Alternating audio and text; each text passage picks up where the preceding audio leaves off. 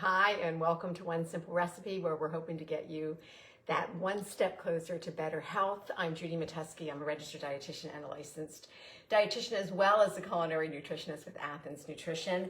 And we're back with tofu. Trying to keep encouraging you to give it a try. This is another way to do it. It's super simple, just a couple of ingredients. We did the tofu grilled cheese a couple of weeks ago, which I think is pretty awesome. Now we're back with tofu pizza, and the tofu is actually serving as the crust in this. So let's go ahead and get started with that. Let's talk a little bit about tofu. For those of you who aren't that familiar with tofu, but maybe you're thinking about putting your toe in the tofu water, there are several different types of tofu. Tofu is basically, if you kind of think about it as soy cheese, it's sort of made from soy milk, originally from the soybean, soy milk, and then curdled to create the block of tofu. And there's different types of tofu that you'll see on the market. Probably the most common ones are the silken tofu, the firm tofu, and the extra firm. Those are probably the three you see the most. The silken tofu is very custardy, great in like miso soup. It's great in smoothies. It's wonderful in desserts. Firm is great. I don't typically use firm much unless I'm needing it to crumble it up and maybe making like a tofu kind of eggless egg salad, or I'm scrambling it more like a tofu sort of egg scramble, because it's not very firm. Extra firm is probably the one that I end up buying the most.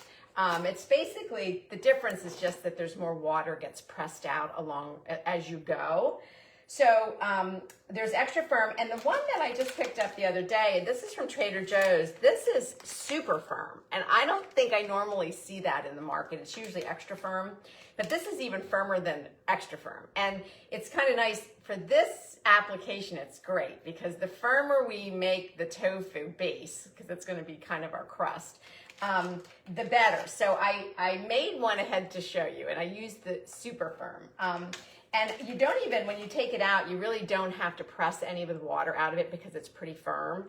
I guess it can get the tendency to dry out a little bit because there isn't a lot of water in it that it's bathing in. The advantage nutritionally is that the more firm the tofu gets, the higher the protein, which makes sense. The more the water is getting pressed out, it's condensing everything, and then the protein content gets higher per ounce. So this is pretty high. Just this 1/5 of this block is like 14 grams of protein, which is pretty awesome. You're probably gonna at least have double that. So that's great. Extra firm is a little bit less, in a fourth of it. I think it's around 9 grams, but still good. When you're starting, you're probably gonna double that easily when you're serving the portion. The one thing is that there is a downside, is that the more water that gets pressed out, you do lose calcium, and most tofu is bathed in a little calcium water, and as it gets pressed out, you're going to lose a little bit of the calcium. So extra firm tofu is a little higher in calcium than the super firm. All right. So set that aside. All right, so what I did was, I'm using this extra firm right now just to kind of show you, and I just happen to have this little weight that I use when I'm trying to press anything, but I use it for my tofu, and then I just wrap it in some paper towels. You can wrap it in a dish towel too if you want to, not have to be throwing away paper towels. I always forget, and my paper towels end up smelling like my dryer sheets, so I usually don't like to use them when I'm cooking. So I ended up using some paper towels, and I let it just sit here, and I pressed it maybe 10 minutes or 15 minutes before we came on. So the way you want to slice this, you've got a couple options. This one you're going to slice a little bit thinner than we did with the grilled tofu, grilled cheese tofu. So probably I'd say maybe a 1/2 inch. So we're going to do maybe a 1/2 inch rectangle. If you're using this super firm tofu, you could stand it up on its side here on the end, and then come down. Actually, I could probably do this because I pressed it pretty decently. Maybe 1/2 inch thick. I was just thinking if I tried this, I didn't know if it would kind of crumble a little bit. But because I pressed it, I think it's going to be okay. And then you could have just a little bit of a bigger crust, for the pizza.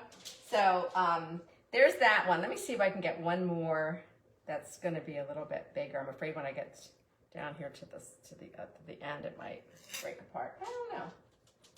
We'll see. Maybe I can cut through this last. Well, should I try it? Maybe I will. Let's see if I can cut this one more time. But basically, you are cutting this a lot thinner, so you're probably going to get. You might get 8 pieces out of depending on how thick you're slicing it, out of 1 block of tofu.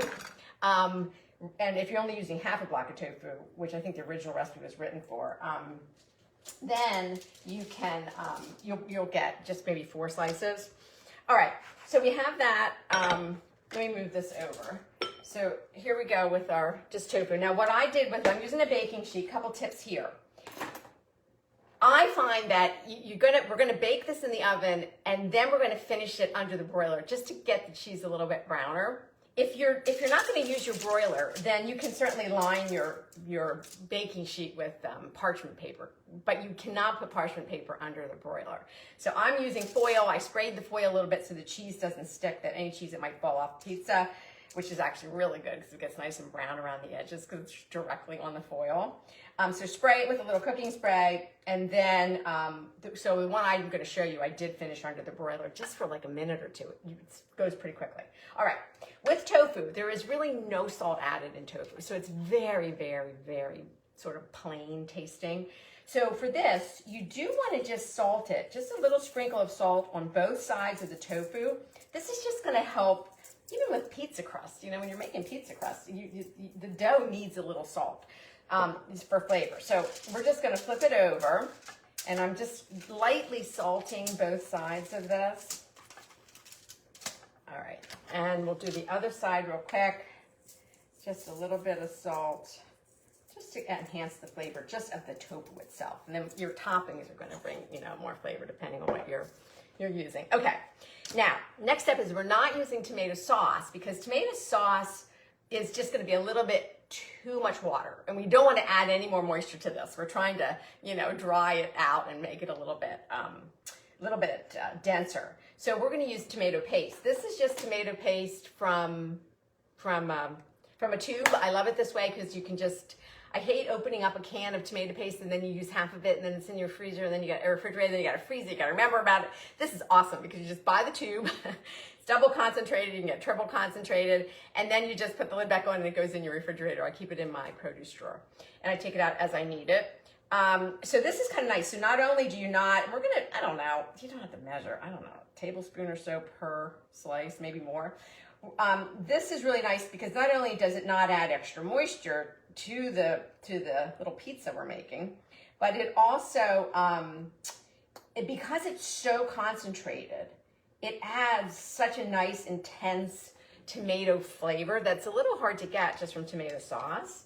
So tomato paste is awesome. So use it in a lot of things, not only just as a topping like this, but if you have anything that needs a little tomato flavor, you know, add it, you know, when you're sauteing your onions and your garlic and everything, because it really, as it kind of browns a little bit as you're sauteing something like that, it really enhances the flavor of whatever you're making. If you're making a stew or a soup or a sauce, it's such a great addition to always have in your pantry.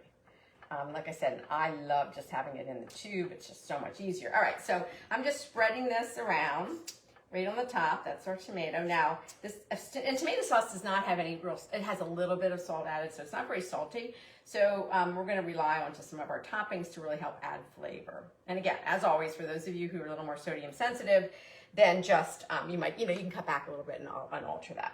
All right, so we have that. Now it's just your topping. So you can put anything you want on it. I love keeping just canned sliced mushrooms or olives. I don't have any black olives right now, but they're just so great because you can pull them out for easy, quick toppings. And for something like this, it's perfect. So I have some of the sliced mushrooms. So I think I'm going to just go ahead and use them on all of these pieces. But, you know, it's your topping of choice. And you don't even have to. I mean, you just put cheese on top if that's what you want. I actually, because I have a couple of people asking about when I'm using cheese, like what are some other alternatives if they're vegan and they're just not really, obviously you could use any kind of, you know, plant-based cheeses. I'm not as familiar with them, so I'm not really sure of the brands, but I'm sure there are several good ones out there. That's the easiest solution. The other thing would be to use some nutritional yeast.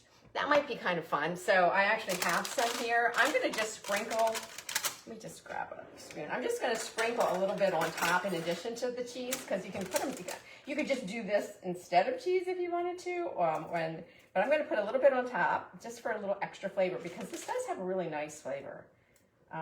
Sort of that kind of Parmesan cheesy flavor. So I'm going to add a little bit. But I am going to go ahead and add just regular cheese. But again, we don't have to like load it up. I'm going to put a little bit of Parmesan just because that has such a nice intense flavor. And because again, this tofu is relatively bland, we're trying to bring in some toppings that might, really punch that flavor up a little bit. So that's where olives would really work well here. I just didn't have any right now. All right, now, but I do have a big, huge jar of sun-dried tomatoes that were in my fridge. So I chopped up a few of those, and that's, again, a nice, intense flavor. So let's go ahead. I'm going to cover this with a little bit of the sun-dried tomatoes. And remember, tofu is such a great plant-based protein source, right? Not all of us need to increase our protein a lot. I mean, most of us get plenty of protein in our diet. But when we're trying to maybe make the shift from animal protein to a plant-based source of protein, and we're trying to maybe swap that out here and there throughout, the day or something, coming up with different options. Tofu is such a nice blank canvas for so many things. It's pretty easy to just add things to it and really enhance its flavor. And again, it is a really nice source of protein and considered to be complete protein because soybeans tend to have enough of all 9 essential, amino acids. So that's pretty awesome. I do get concerns about cancer risk, and the studies really support that it does not elevate risk for breast cancer or any other types of cancer. Those studies are pretty robust, and that there was some concern about that back in the 90s, but I think that's just really old and not great research that was done at the time. So no worries there. All right, so I just had some part skim mozzarella that I shredded. You don't need a ton. I just put a little bit on top. You could use cheddar cheese if you wanted to. You could skip it. It's up to you. All right, so I think we did it. So here it is. So here's our little tofu pizza. Now, you do want to crank your oven up. So I have it up. I have my oven set at 450. So it's going in, and it's probably going to take 5 or 6 minutes. I'm just going to set it for 5 minutes. You got to keep an eye on it. But the thing that I find that when it's in the oven, let me pull this over and show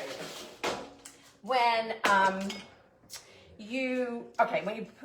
I baked this earlier. So these I just did in the rectangular shapes and a very similar toppings to what I just did. I put this in 450 for about 5 minutes, and it was starting to brown, like the cheese is browning on the foil, but it wasn't getting really brown on top. And I think just for visual appeal, I think it looks good when it gets a little bit brown. So I just turned it to broil, and it literally took 1.5 minutes. You kind of have to keep an eye on it for those of you who do broil, which I have been doing a lot more of lately, by the way. And if you haven't been, you might want to think about that for fast and easy, quick meals.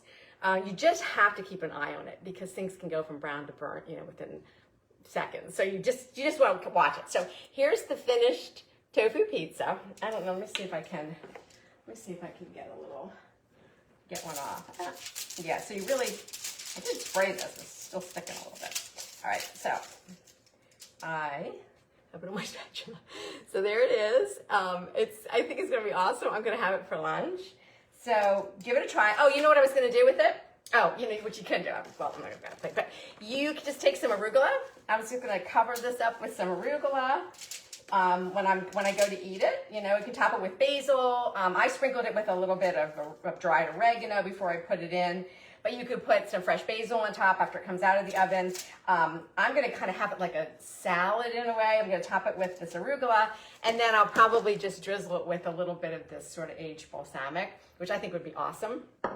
And then maybe just have another, some more salad veggies with it. So anyway, tofu pizza, super easy. Another alternative to using tofu on more of a regular basis, so you can put this together pretty quickly. It's a very easy, very easy weeknight friendly dinner.